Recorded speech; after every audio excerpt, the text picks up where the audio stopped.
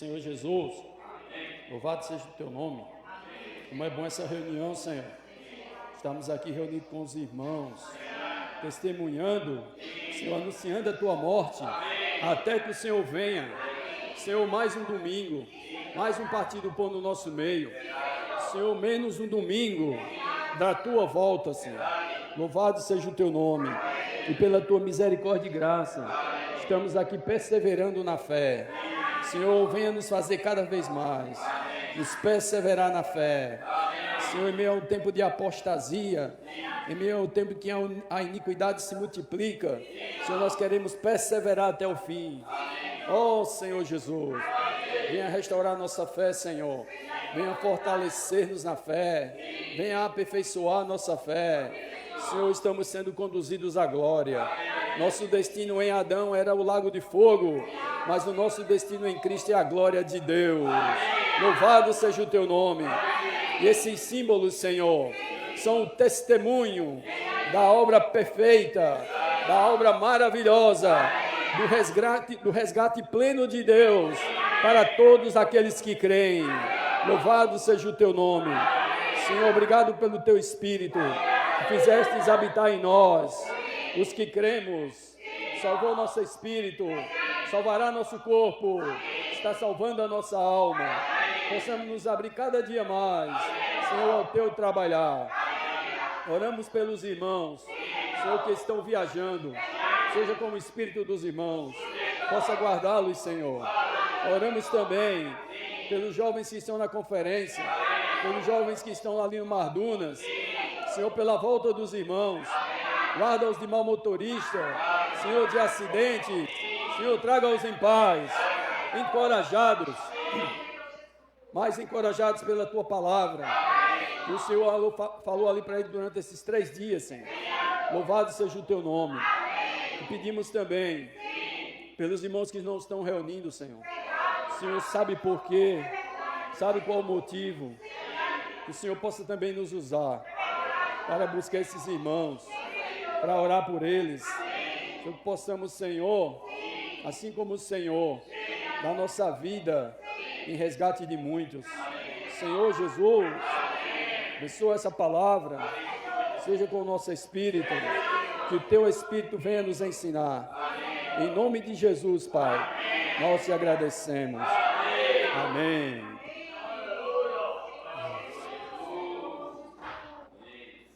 Irmãos, eu não sei vocês, mas é bom demais participar da reunião da mesa do Senhor. Graças ao Senhor. Porque é um testemunho de certeza para nós, né, irmãos? A nossa esperança é o Senhor e a sua volta. Essa é a nossa esperança, né? Que a gente não crie outra esperança nessa terra. Que nossa esperança seja o Senhor e a sua volta. E aí, irmão, nós não seremos envergonhados. Amém? Toda e qualquer outra esperança, ela vai passar. Mas o Senhor e a sua volta é a verdadeira esperança. E interessante porque a gente iniciou esse alimento diário, né, que são 4 mensagens. E o Senhor iniciou o ano falando para nós sobre a edificação. E que nós precisamos edificar, né? E que o Senhor está edificando. E que nós, como seus cooperadores, nós também estamos edificando. E Ele deu um alerta que a gente está edificando, mas a gente precisa saber com que nós estamos edificando. Se com madeira, feno ou palha, com ouro, prata, pedras preciosas, a gente precisa ver isso diante do Senhor. E ele compartilhou que hoje o Senhor ele permite algumas situações e circunstâncias para vir mostrar para a gente com que a gente está edificando, né? Se a gente está edificando com ouro, prata, pedra preciosa, irmãos, a nossa obra permanece, a nossa edificação permanece, o nosso serviço ao Senhor permanece. Mas se é madeira, feno e palha, quando vem um fogo, passa, não permanece. Mas naquele dia, quando todos nós que cremos no Senhor estivermos diante do tribunal de Cristo, formos julgados por nossas obras, pela nossa edificação, que edificou com madeira, feno e palha, que o fogo passar, vai ser reprovado. Mas esse, ele não vai receber galardão de reinar com o Senhor. Vai receber o dano de passar pelo fogo. Aquele que tiver sua obra com ouro, prata e pedras preciosas, aprovadas pelo Senhor, receberá galardão. Louvado seja o nome do Senhor. E na outra mensagem o irmão mostrou para nós que a maneira da gente edificar principalmente é pelo amor. Louvado seja o nome do Senhor. Embora tenhamos cada um de nós pelo menos um dom que o Senhor tem concedido a nós para a edificação, mas a gente precisa ver que esses dons eles precisam ser exercitados no amor. E 1 Coríntios 13 mostra que esse amor é o caminho sobreexcelente em que há edificação. Louvado seja o nome do Senhor. A gente viu, irmãos, que nós que cremos no Senhor, nós temos esse amor. Por quê? Porque o Espírito é a realidade desse amor. De todos os atributos de Deus, o Espírito em nós traz essa realidade. Mas a gente viu que a gente precisa ser aperfeiçoado no amor.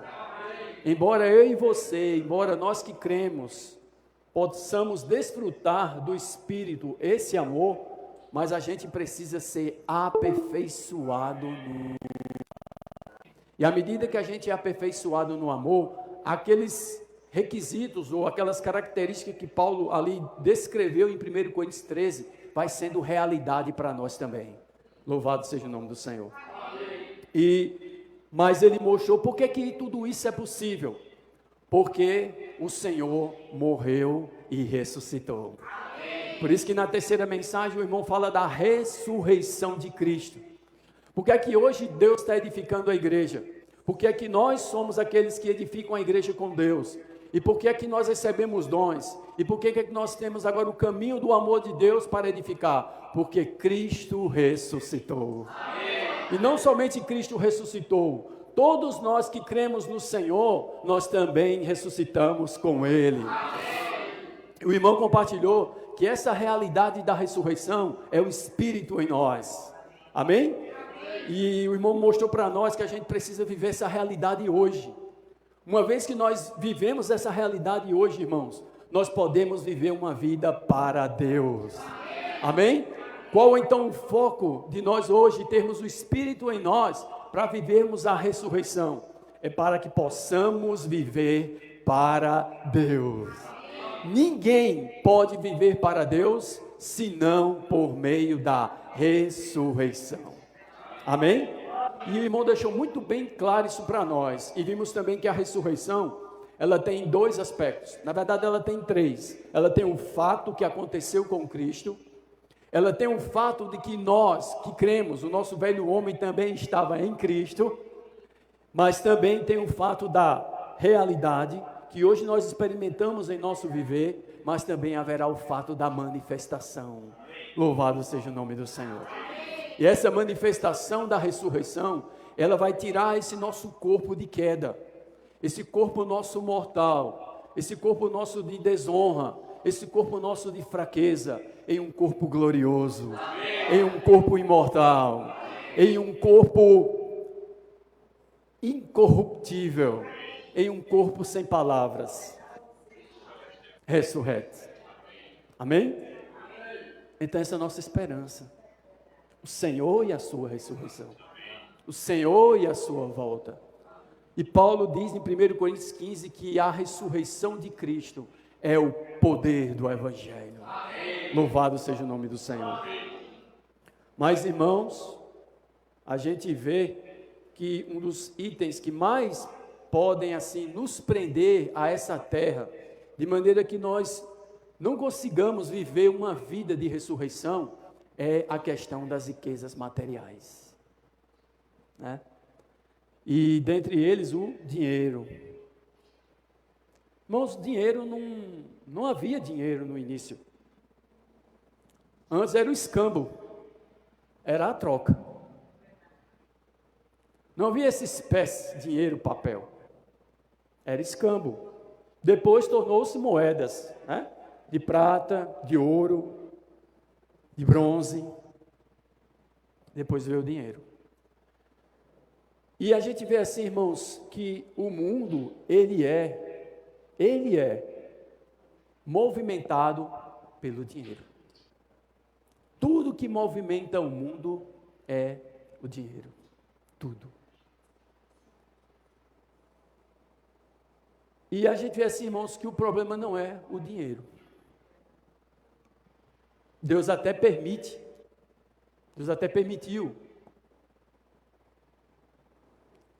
Mas qual é o problema? Paulo, em 1 Timóteo, capítulo 6. Paulo, 1 Timóteo, capítulo 6.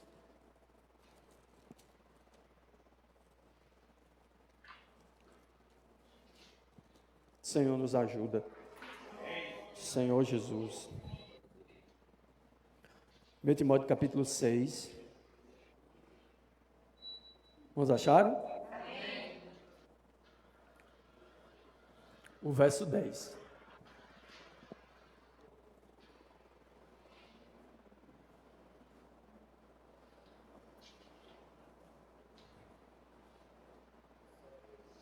Amém. Podem ler, irmãos.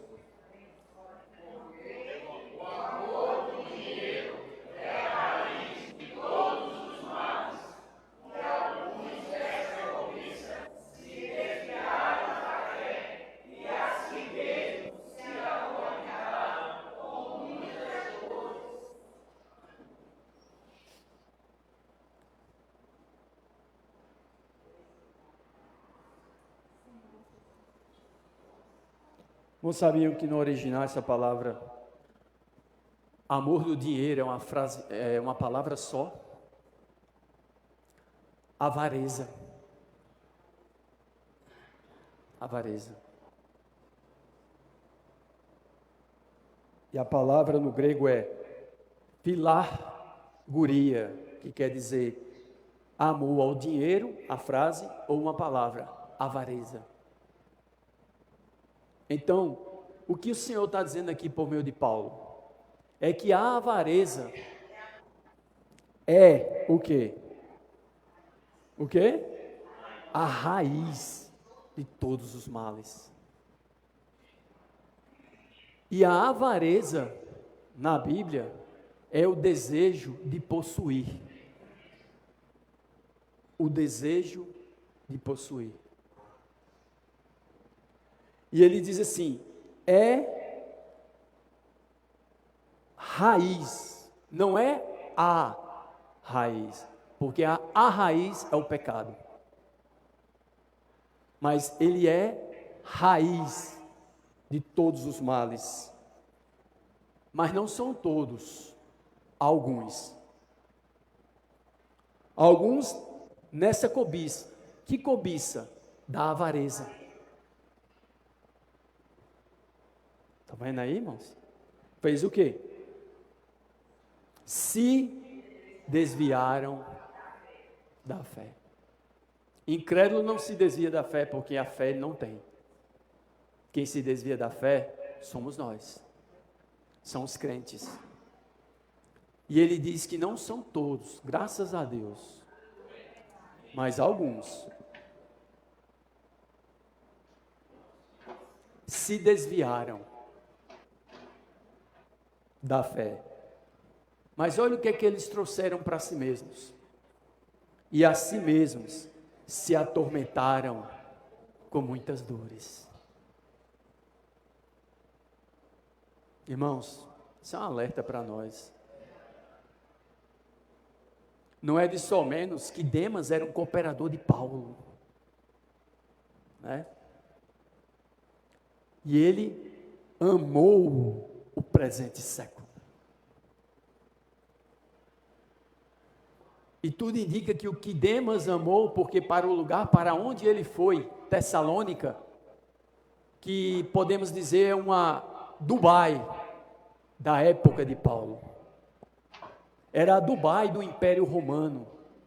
Se você quisesse encontrar com os Césares no período de verão, a casa de verão deles era ali em Tessalônica. E ele amou o presente século e foi para Tessalônica, Dubai da época. Então os irmãos estão vendo aqui, é a avareza, que o Espírito Santo traduziu amor do dinheiro. Não é amor ao dinheiro, é amor do dinheiro. É o fascínio que o dinheiro exerce sobre o homem caído, sobre nós, irmãos, nesse contexto aqui. E aí, é um dos principais itens que Deus, ele precisa trabalhar em nós. Porque como o irmão compartilhou, o Senhor, ele morreu também para e ressuscitou para nos desarraigar deste mundo perverso. Desarraigar quer dizer tirar raízes. Mas nós, quando nascemos de nossos pais, nós somos ensinados por nossos pais, se não forem cristãos, e se forem cristãos que amam o Senhor. Porque se forem cristãos que não amam tanto o Senhor, e se forem incrédulos, eles ensinam que você tem que trabalhar, você tem que estudar, você tem que ter muito dinheiro para que você tenha as coisas nesse mundo. Então nós criamos raízes. Mas o que é que o Senhor nos ensina? O Senhor nos ensina que dinheiro é necessário? É. O Senhor nos ensina que vestir é necessário? É. Comer é necessário? É. Beber é necessário? É. Até se divertir é necessário. Mas isso não pode criar raízes em nosso coração nessa terra. Coisa interessante. Então, por isso, irmãos, que em Mateus capítulo 6, o Senhor falando para os seus discípulos, né? O Senhor falando para aqueles que creram. Uma coisa que eu tenho a dizer com os irmãos, o Senhor sempre falou para aqueles que creem. O Evangelho, ele é primeiramente para salvar o pecador. Mas quem é o pecador que é salvo? Aquele que crê. Depois, todo o conteúdo do Evangelho é para que aquele que creu, que foi salvo, seja mais salvo ainda. Não estão entendendo? Então, em primeira mão, o Evangelho, ele salva o pecador. Por isso que em Romanos capítulo 1, verso 16 a 18, vai dizer o quê? Pois não me envergonho do Evangelho, pois é o poder de Deus para a salvação de todo aquele que crê. Primeiro do judeu, depois do grego. E aí todo o livro de Romanos a gente vê agora o Senhor não só salvando o pecador, mas tornando o pecador um filho dele, aperfeiçoando essa filiação e conduzindo esse filho à glória. Louvado seja o nome do Senhor. Então nós que cremos, irmão, nós estamos nesse estágio, não mais da salvação do nosso espírito, porque já aconteceu, é um fato. Não ainda da salvação do nosso corpo, porque acontecerá na volta do Senhor. Mas nós estamos nessa salvação, a salvação da alma. E o quanto eu permito que o Senhor ganhe minha alma, o quanto você permite que o Senhor ganhe sua alma hoje, isso vai nos garantir o galardão no reino, na volta do Senhor. Amém? E aí, Mateus capítulo 6. Você vê que isso aqui é tão sério, irmãos, que o Senhor, ele precisou falar isso aos discípulos. Mateus capítulo 6, o verso 19. A gente viu lá em 1 Timóteo capítulo 6, verso 10, que é a avareza, o amor do dinheiro, não é? E agora, veja só o que o Senhor falou para os discípulos antes de sua morte e ressurreição. Em Mateus capítulo 6, verso 19. Não acumuleis para vós outros tesouros sobre a terra, onde a traça e a ferrugem corroem, e onde ladrões escavam e roubam. Irmãos, deixa eu dizer uma coisa aqui para vocês. O Senhor está dizendo assim: não acumuleis tesouros para vós outros sobre a terra, onde na terra a traça e a ferrugem. Comprou um carro, colocou na garagem, não usou, vai lá, passa um tempo depois, corrupção, traça, ferrugem, não é assim? E qualquer metal, traça, qualquer tecido, ferrugem, qualquer metal, porque a ferrugem é a oxidação do ferro. Quem conhece a área de engenharia sabe, né? Que a ferrugem é a oxidação do ferro, é a corrosão do ferro, do metal. Aí olha só, o que mais? Aí ele diz assim: e onde, irmãos, ladrões escavam e roubam. Então o Senhor está dizendo aqui, ó, se vocês acumularem para si dinheiros, riquezas sobre essa terra, a traça e a ferrugem vai corroer e o ladrão vai escavar. Escavar sabe o que quer dizer isso aqui? Isso. Ele vai procurar. Ele vai minar. A Bíblia diz que os ladrões vivem minando aqueles que têm riquezas sobre essa terra. Mas interessante, sabe o que o Senhor diz? Roubam. Eles roubam. Principalmente eles roubam. Se nós estivermos acumulando para nós outros sobre essa terra riquezas. O Senhor não disse que pode ser que eles venham a roubar. Roubam. O Senhor afirmou. Aí o que é que ele diz no verso 20? Mas, o mais é adversativo, irmãos.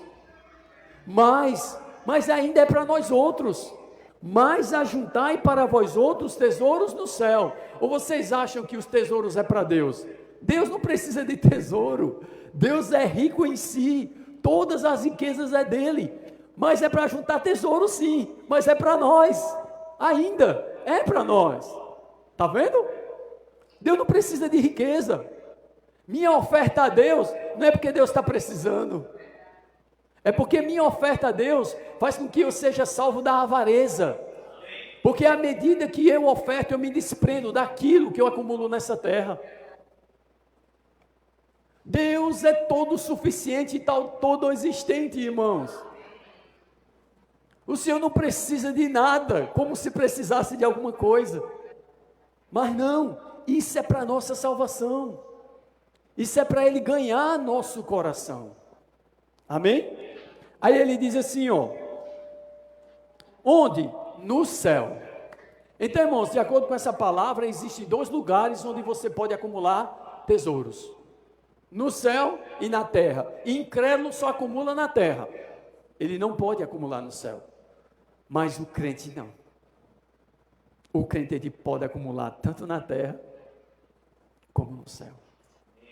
Mas o Senhor diz: não acumuleis sobre a terra, mas acumuleis no céu. Aí ele diz o quê? Onde a traça e ferrugem não corrói, e onde ladrões não escavam nem roubam. Irmãos, hoje as pessoas do mundo vivem procurando onde colocar suas riquezas. O lugar mais seguro possível para eu colocar minhas riquezas. O meu suor, o meu trabalho. Onde? Aquele banco, aquele banco, aquele banco. Só o que tem é ladrão estourando o banco. Oh, glórias a Deus. Porque a palavra de Deus é a verdade. Pode ser a segurança que for. Aí você vai dizer, não, então eu vou fazer o seguinte. Tem pessoas que estão enterrando. Não dá mais para colocar sobre a terra, estão botando debaixo da terra. Achando que vão achar. Aí o que vai acontecer? Passar um tempo para achar, isso é difícil. Por quê? Vez por outra, as placas tectônicas estão se movimentando. O mundo ele está em movimentação constante. O que foi colocado enterrado há um tempo atrás, lá naquela época, hoje se for procurar não sabe o lugar. Mas o Senhor está dizendo para mim e para você qual o lugar para a gente colocar o tesouro. E é para nós, é nosso tesouro. Sabe aonde? Sabe aonde? Onde é? No céu. Mas como? Eu na terra coloco o tesouro no céu. Senhor, me ajuda. Como que eu faço isso? Aí ele diz, verso 21. Porque onde está o teu coração, aí estará também. Não, porque onde está o teu tesouro, aí estará também. Se eu acumulo sobre a terra, onde vai estar meu coração? Na terra, irmãos. Se eu acumulo sobre o céu, onde vai estar meu coração? No céu. Irmãos, percebe? Aí ele agora o verso 22, o que é que tem a ver isso? Olha o verso 22. São os olhos a lâmpada do corpo. Se os teus olhos forem bons, todo o teu corpo será luminoso. Verso 23. Se porém os teus olhos forem maus, todo o teu corpo estará em trevas. Portanto, caso a luz que em ti há sejam trevas, que grandes trevas serão.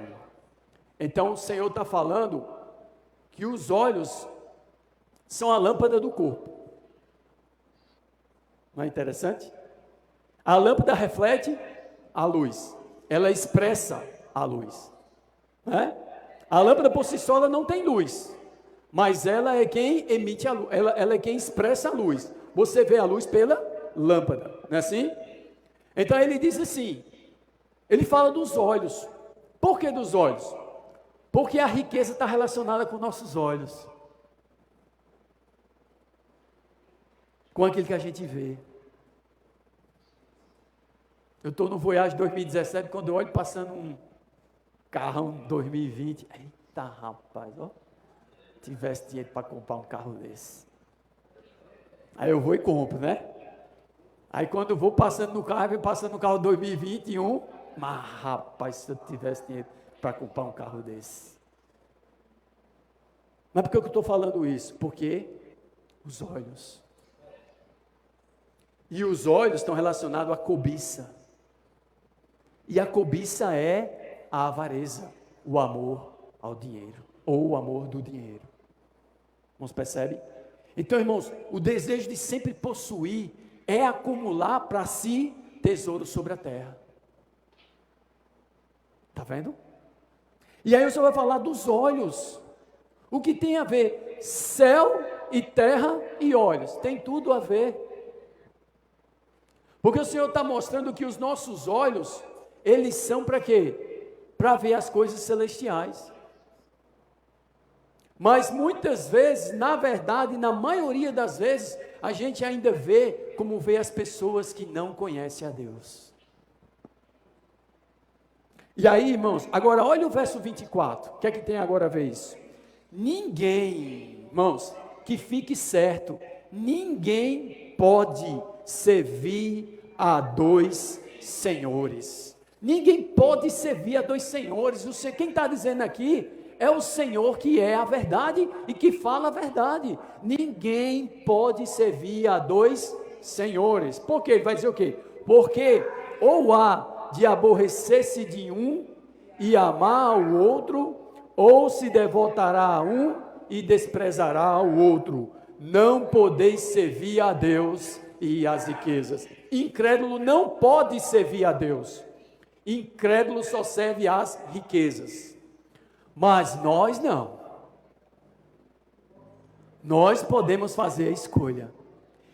E podemos nos enganar achando que estamos servindo a Deus e servir as riquezas.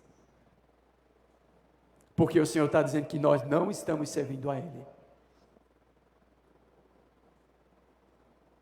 E riquezas aqui é um Senhor. Olha mesmo. Deus é o nosso Senhor dos que creem. Mas a riqueza também pode ser nosso Senhor. Aí ele diz o quê? Ou se devotará, devotar é adorar, é se consagrar a um e desprezará o outro. Você tem gastado o maior tempo da sua vida a quê? Nós temos gastado o maior tempo da nossa vida para quê? Eis o indicador, irmãos. Devoção é desprendimento de tempo. Devoção é foco. Devoção é o quê? Que você tem aquilo ali como seu Senhor, seu tudo. Entrega. Vocês estão vendo aqui? Deus não nos deixa enganados, irmãos. Aí ele diz aqui assim, ó: não podeis servir a Deus e as riquezas. Não podeis. Não podeis. Mas eu posso servir a Deus com minhas riquezas. Bem? Eu posso servir a Deus com minhas riquezas. Mas eu não posso servir a Deus e as riquezas. Aí, o que é que diz agora? O verso 25. Por isso, está vendo? Por isso, o que? Vos digo. Diga quem? A nós, os que cremos. Não andeis ansiosos pela vossa vida, quanto ao que haveis de comer ou beber, nem pelo vosso corpo, quanto ao que haveis de vestir. Não é a vida mais do que o alimento, e o corpo mais do que as vestes?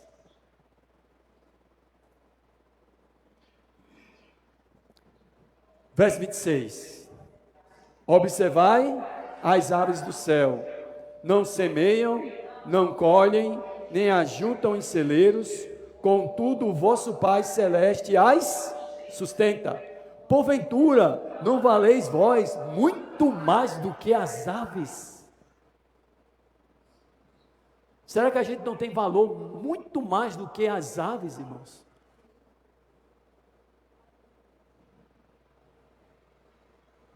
Verso mais adiante. Qual então de vós, por ansioso que esteja, pode aumentar um tempo ao curso da sua vida? Quem de nós aqui, por ansioso que esteja, pode aumentar um dia ao curso da nossa vida? Ou um minuto a mais, em 60 minutos que existem? Não pode, irmãos. Não pode. Então essa ansiedade, nesse aspecto, não faz bem a nós. Aí ele diz: e por que andais ansiosos quanto ao vestuário? Considerai como crescem os lírios do campo, eles não trabalham nem fiam. Verso 29. Eu, contudo, vos afirmo que nem Salomão, em toda a sua glória, se vestiu como qualquer deles. Salomão não pediu riqueza não, senhor. E ele foi um dos homens mais ricos sobre o mundo. Ou o mais rico sobre o mundo. Porque o Senhor disse que nem ele, em toda a sua glória, sabe quem é que em toda a sua glória? No ápice da glória dele, se vestiu como veste os lírios do campo. Quem faz isso? Deus. Aí ele diz, verso 30, ora, se Deus veste assim a erva do campo, que hoje existe e amanhã é lançada no forno, quanto mais a vós outros, homens de pequena fé. Ele chegou onde é a questão. É a fé, irmãos. Quando nossa fé é pequena, nós ainda buscamos servir a dois senhores. Quando nossa fé é pequena, nós ainda estamos ansiosos pelo comer, beber e vestir.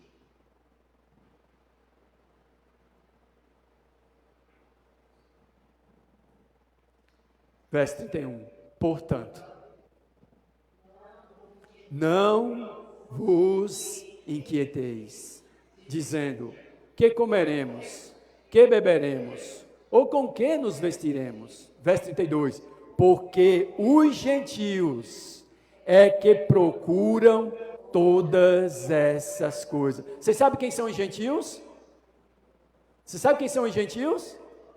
Os que não conhecem a Deus.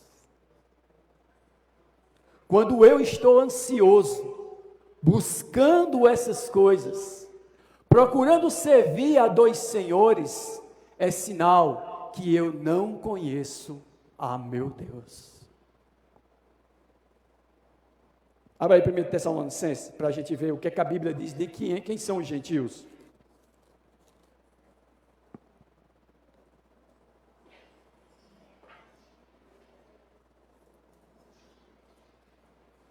Senhor Jesus.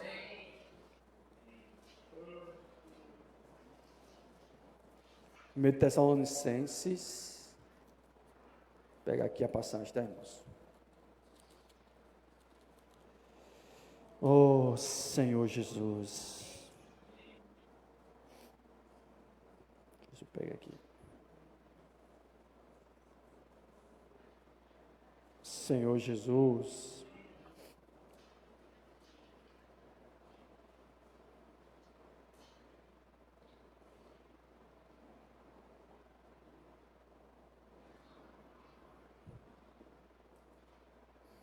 Gentios. 1 Tessalonicenses 4, 5.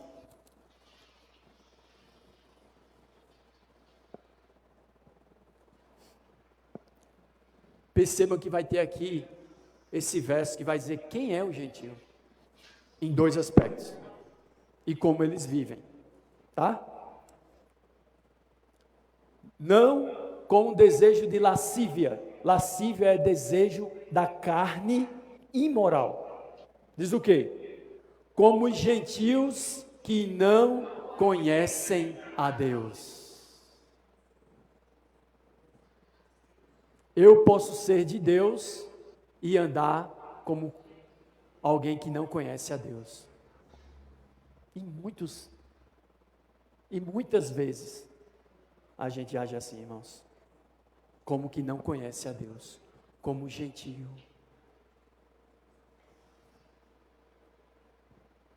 Vamos voltar para lá? Ficou bem claro quem são os gentios? Os que não conhecem a Deus. Mateus 6, né? Louvado seja teu nome, Senhor. Então, o verso 32, vamos ler mais uma vez. Porque os gentios é que procuram todas essas coisas. Essa palavra procurar aqui, irmãos, é a mesma palavra procurar que Paulo usa em Colossenses para nós, buscarmos as coisas do alto. Eles, gentios que não conhecem a Deus, eles buscam as coisas da terra, porque eles estão na terra. Eles são terrenos. Eles não creem no Senhor, eles não conhecem o Senhor. Então a esperança deles está nessa terra. Então eles buscam as coisas da terra. Mas nós que cremos no Senhor, nós devemos buscar as coisas do alto. E é a mesma palavra, procuram. Procuram. Está vendo? Aí diz o quê? Procuram todas estas coisas. Veste, comida, bebida, sustento. Aí que mais? Pois vosso Pai, amém? Que Deus é nosso Pai. Deus não é Pai de todo homem. Deus é Pai daqueles que creem em Jesus. Amém? Aí diz o quê? Celeste, sabe.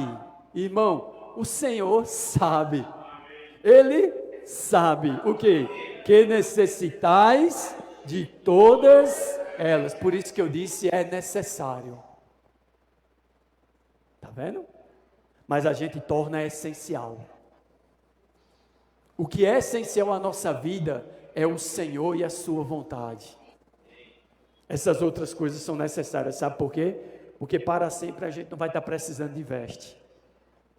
Hoje nós temos vestes espirituais ocultas, mas nós haveremos de ter vestes espirituais manifestas. Louvado seja o nome do Senhor. Então, irmão, aí ele diz, o verso 33.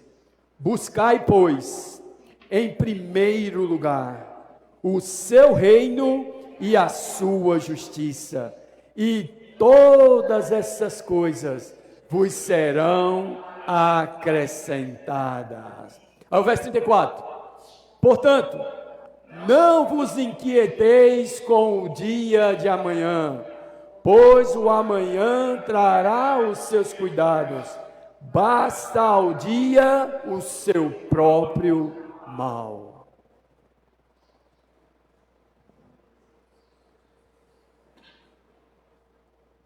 Então, irmãos, percebe?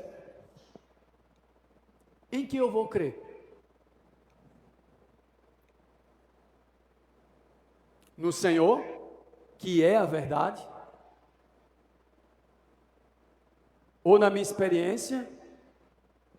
Ou nos ensinamentos do mundo? Escolha é nossa.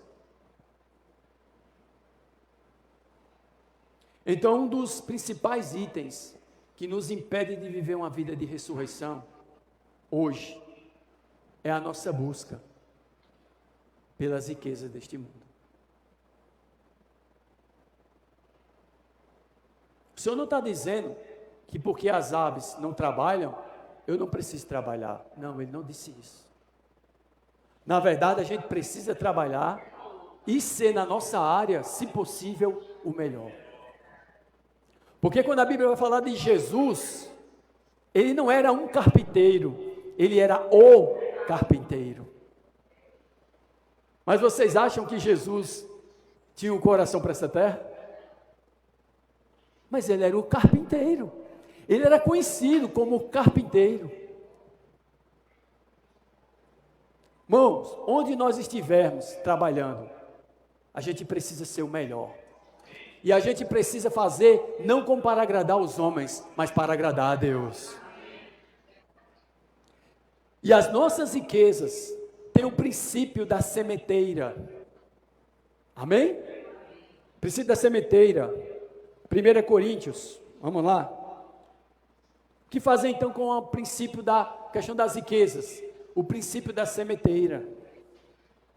Princípio da sementeira. 1 Coríntios, é 1 Coríntios ou é segundo? É segundo, né? 2 Coríntios, isso. 2 Coríntios, capítulo 9, né? Obrigado, irmão.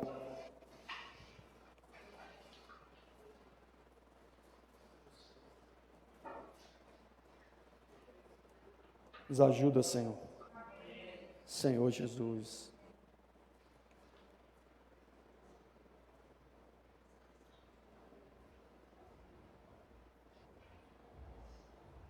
A partir do verso 12.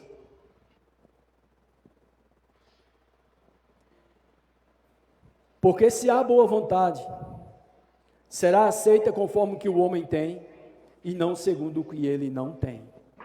Verso 13. Porque não é para que os outros tenham alívio e vós sobrecarga, mas para que haja igualdade. Não? 2 Coríntios, capítulo 8. Não, eu quero ler o 8 agora, irmãos. Amém. Perdoe. Quero ler o 8. O 8 a partir do verso 12.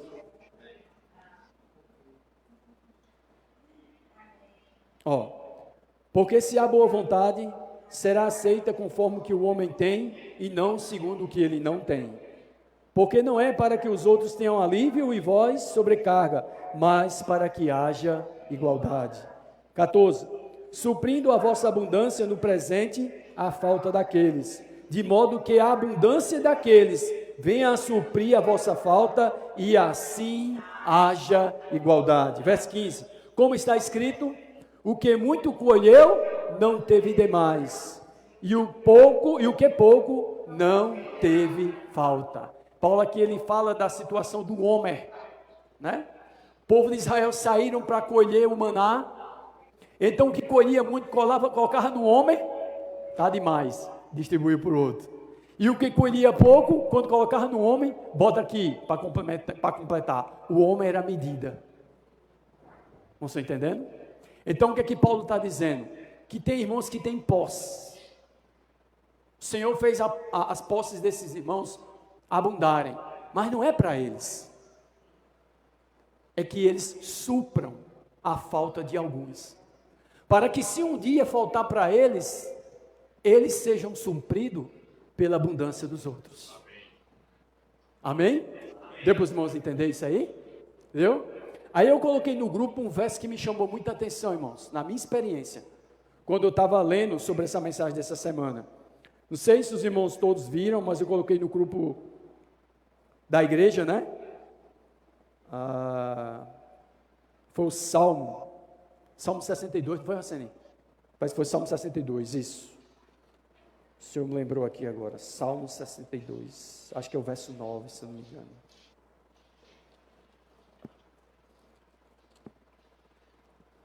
Não, Salmo 62, no verso 9, não. Salmo 69, deixa eu ver aqui.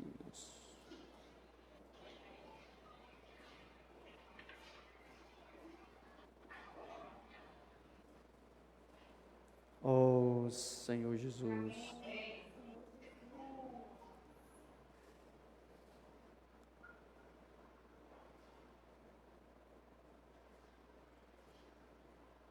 Aqui, Salmo 62, amém. Verso 10, parte B. Salmo 62, 10b.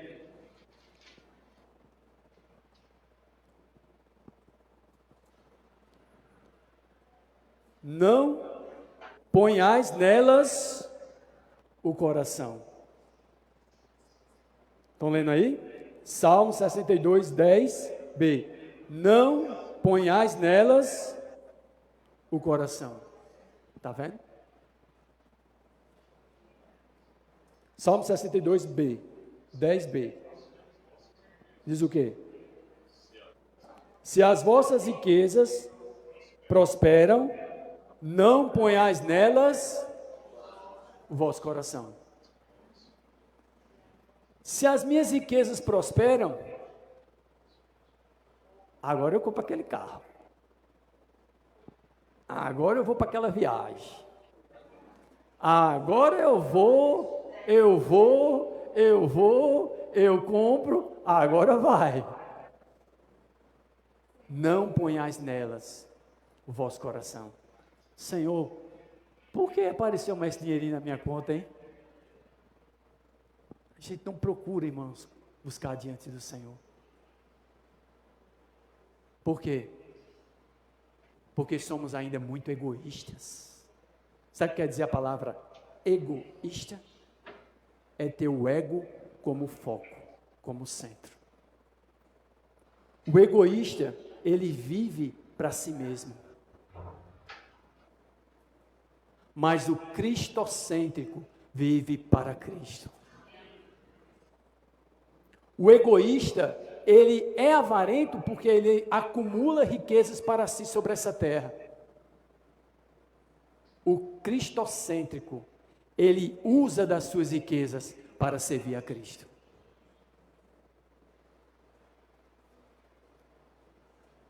Se prospera, está prosperando, irmãos, aquilo que você está fazendo, está dando mais dinheiro, não coloque nela seu coração. Pergunte ao Senhor: Senhor, por que aumentou? Por que eu ganhei isso a mais? Por que está vindo desse jeito? Por que o movimento melhorou muito? Tem que procurar saber diante do Senhor. Né? Não é para comprar mais sapato não, né, Flávio? Não é para comprar mais sapato. Para si. Mas é para pegar, chamar um irmãozinho que não tem um sapato e lá em Alfredo comprar um sapato para o irmão. Amém! Não é assim, irmão? Não é assim? É ou não? Deixa eu puxar uma brasa também para minha sardinha. É olhar se tem irmão com fome, comprar um pãozinho na padaria da Santa Ana.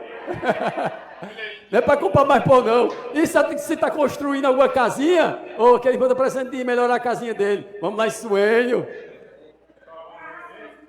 A raçãozinha, se tem animal, não é para você levar seu animal para aqueles grandes pet shop, não é para ir lá com o irmãozinho Flávio, seu forró de bebê, e por aí vai, irmãos, para a gente orar ao Senhor, não é para colocar nela o nosso coração. Por quê? Porque o nosso coração é desesperadamente corrupto, o nosso coração é enganoso, e ele é enganoso mais do que todas as coisas, e quem falou isso foi o Senhor. Eu vou confiar nele? Não, irmão, nós não vamos confiar no nosso coração. Não é o coração das pessoas não, tá? É meu coração e teu coração. É aquilo que o mundo mais ensina a gente a confiar. Faça o que o seu coração quer. Claro, o mundo vive no engano. Claro, o mundo vive enganando e sendo enganado. Procura o engano. Faça o que o seu coração manda. Aí o Senhor diz, enganoso é o coração do homem, mais do que todas as coisas, desesperadamente corrupto. Quem o conhecerá? Eu, o Senhor, conheço e provo o coração, para dar a cada um segundo as suas obras. Então o princípio da sementeira não é para que falte, é para que haja igualdade. Amém? Então vamos lá, capítulo 9, da 2 Coríntios, da sementeira ainda, né? A partir do verso 6. Diz o quê? E isto afirmo. Ele agora afirma. Paulo, ele está afirmando aqui. Aquele que semeia pouco, pouco também ceifará. E o que semeia com fartura, com abundância, também ceifará. Olha mesmo, irmãos. Aí o verso 7. Cada um contribua segundo tiver proposto no coração. Irmãos, deixa eu dizer uma coisa aqui para você. Não está dizendo aqui que cada um contribua segundo o que Deus colocar no coração. Nem está dizendo aqui que cada um contribua segundo o que um irmão falar para você. A Bíblia está dizendo aqui que cada um contribua segundo o que estiver proposto no coração. Certo? Aí ele diz o quê? Porque Deus ama quem dá com alegria. Quando você oferta, é um momento de alegria? Quando você oferta para uma necessidade que os irmãos colocam aqui, é um momento de alegria? Quando você oferta para um irmão, é momento de alegria? Quando a gente oferta para a questão do local, é momento de alegria? Deus ama quem dá com alegria. Amém? Esse é um princípio, a gente tem que estar alegre. Senhor, é uma honra para mim poder te ofertar, Senhor.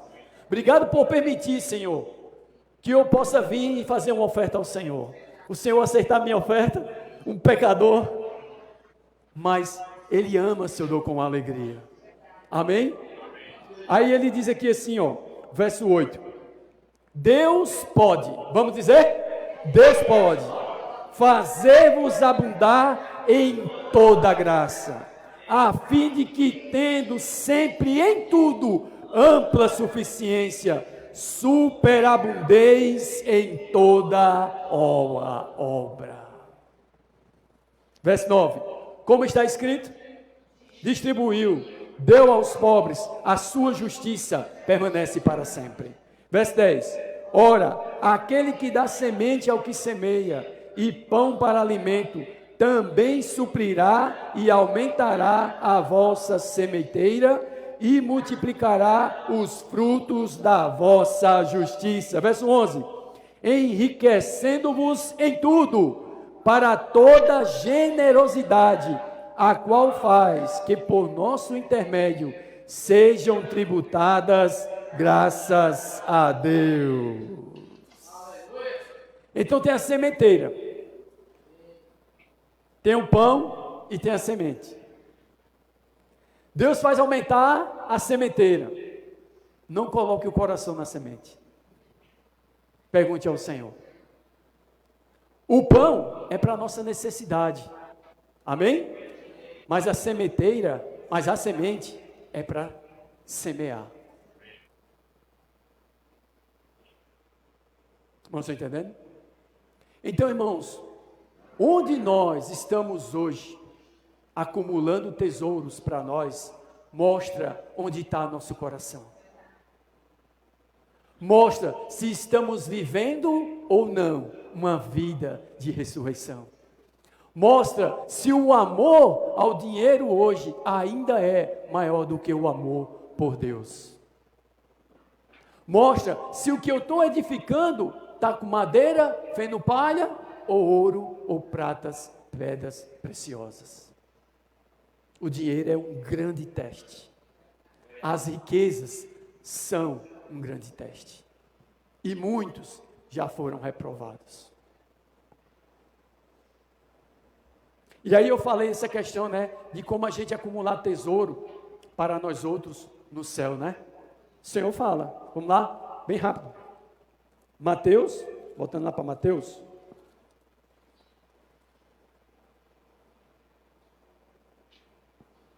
Senhor, louvado seja o teu nome.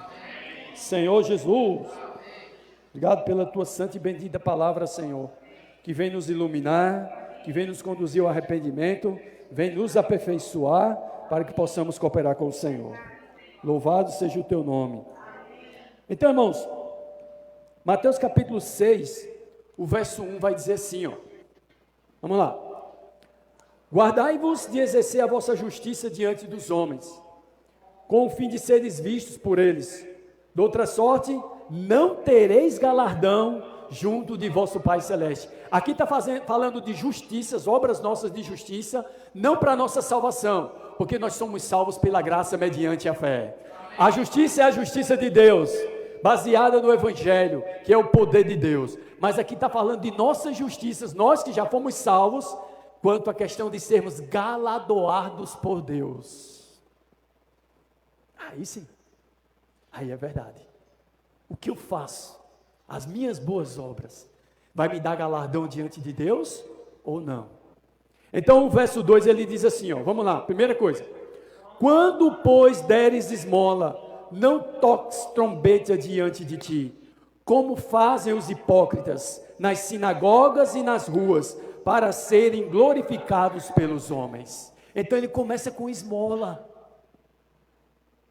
Olha mesmo, algo do dia a dia. É um teste.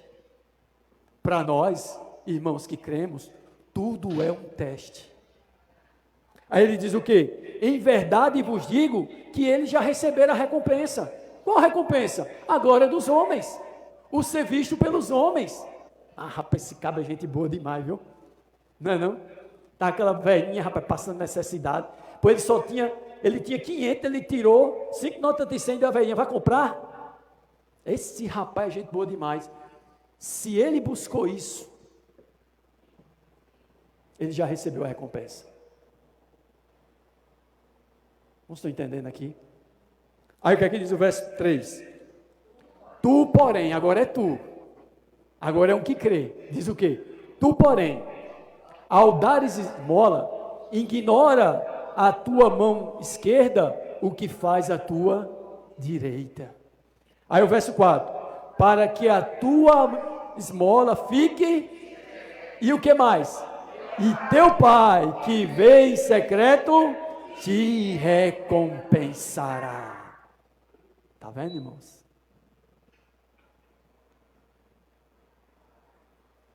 Não é interessante isso? Isso aqui é muito forte. Isso aqui é um dos princípios, como é que eu ajudo o tesouro nos céus. A esmola. Coisa tão prática, tão simples. Mas a palavra esmola aqui está colocada também como oferta. Vocês sabiam disso?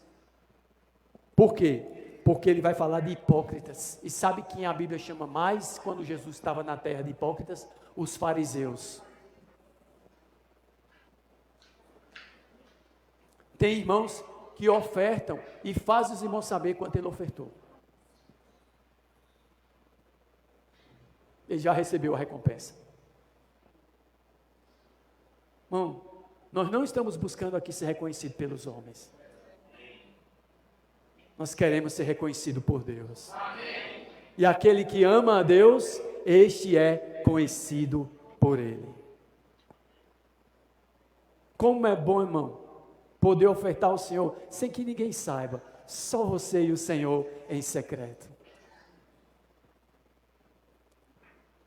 Não é bom, não? Então isso é uma maneira, irmãos, da gente juntar para nós outros tesouro no céu. Vocês sabem que Lucas 19, o livro de Lucas, ele fala da questão de rico. Lucas, rico. E ele fala de 2 ricos que o Senhor usa como exemplo. Ele fala de um rico que ele tinha, o campo dele, nessa época, deu abundantemente. Aí ele fez contrário ao Salmo 62, colocou o coração na abundância das posses. Ele olhou e viu que o celeiro dele, que ele tinha, não cabiam essa abundância. Aí ele disse, o que farei? Irmão, quando vem essa pergunta, não é o que eu farei, Senhor, o que eu devo fazer? Mas aí ele disse assim, o que farei? Aí ele disse, já sei, vou destruir esses celeiros, construir outros maiores, colocar tudo que o que produziu dentro desses celeiros, olha, escute, irmão, e vou dizer para a minha alma egoísta, alma, come, descansa, regala-te plenamente, pois tens muitos bens para muito tempo. E aí o Senhor disse, louco, hoje te pedirão a tua alma, e o que tu tens, para quem será? Está vendo? É o mesmo princípio, irmãos, da gente acumular para nós outros tesouros sobre a terra. Aí ele diz, e o que tu tens, para quem será? Aí no final o Senhor conclui dizendo assim, isso, vamos ler, bem rápido, Lucas 12, Senhor Jesus, bem rápido, irmãos, Lucas 12,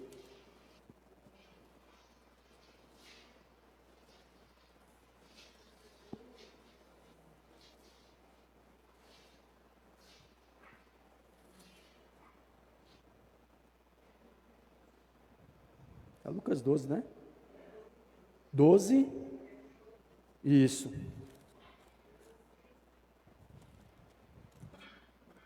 Pode começar a ler, irmãos. Não, essa passagem aqui, bem rápido. Página 16. Vamos lá. E lhes proferiu ainda outra parábola, dizendo, o campo de um homem rico produziu com abundância. E arrazoava consigo mesmo, dizendo, que farei, pois não tenho onde recolher os meus frutos? Aí que mais? E disse, farei isto, destruirei os meus celeiros, reconstruí-los-ei maiores, e aí recolherei todo o meu produto e todos os meus bens. Verso 19, então direi à minha alma, tens em depósito muitos bens para muitos. Era para ele muitos anos. Aí o quê? Come, descansa, come, bebe e regala-te. Irmão, quando tem dinheiro, a gente descansa. Não venham mentir não, que é verdade, irmãos. Você num iate, numa praia, vestido muito bem, comendo do bom e do melhor, vai dizer que não tem descanso? Tem, irmão. Sejamos hipócritas, não, isso é bom. Churrasquinho. Vai dizer que não traz alegria? Traz, irmão. Traz. Aí ele diz assim, ó, descansa, come, bebe e regala-te. Agora olha o verso 20. Mas Deus lhe disse, louco, a palavra louco é insensato. Lembre das virgens insensatas, as virgens nécias. Insensato, esta noite te pedirão a tua alma, e o que tens preparado, para quem será? Assim é o que entesoura para si mesmo, e não é rico para com Deus. Então, irmãos, se minhas posses aumentam, eu não devo colocar meu coração nelas. Não é para eu aumentar meus celeiros. Tem uma finalidade. Outra passagem também é do rico e Lázaro. Você sabe qual foi o maior problema do rico? É que ele todo dia via Lázaro naquela condição miserável e ele nunca se importou. O Senhor deixou Lázaro presente na vida dele por muito tempo. Ele via a condição de Lázaro e nunca se importou. Sim, tudo dá a entender que Lázaro, ele cria na lei de Moisés e nos profetas. E o rico não. Mas eu estou falando aqui na questão da riqueza, irmãos. Na questão de empatia. Porque dar esmolas é empatia. Mas nós não devemos dar esmolas buscando nossa glória, mas dar em secreto, como para agradar a Deus. E o Senhor que vem em secreto, Ele nos recompensará. Amém? E para terminar, 1 Timóteo 6, e a gente termina, bem rápido. 1 Timóteo capítulo 6. É maldição ser rico? Não. Não. Maldição não é ser rico. Maldição é querer ficar rico. E esse querer ficar rico aqui, a gente vai ver em 1 Timóteo 6, é fazer de tudo para enriquecer. Mas se pelo seu trabalho Deus conceder que você venha enriquecer-se, não é maldição não. Porque o Senhor tem uma palavra também para aqueles que são ricos. Amém? Então 1 Timóteo capítulo 6, bem rápido. E aí eu termino meu encargo. Amém? Senhor Jesus. 1 Timóteo capítulo 6.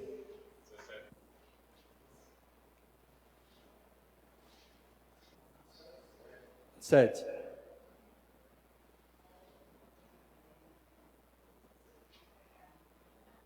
A partir do verso 7, diz o quê? Vamos começar do verso 6.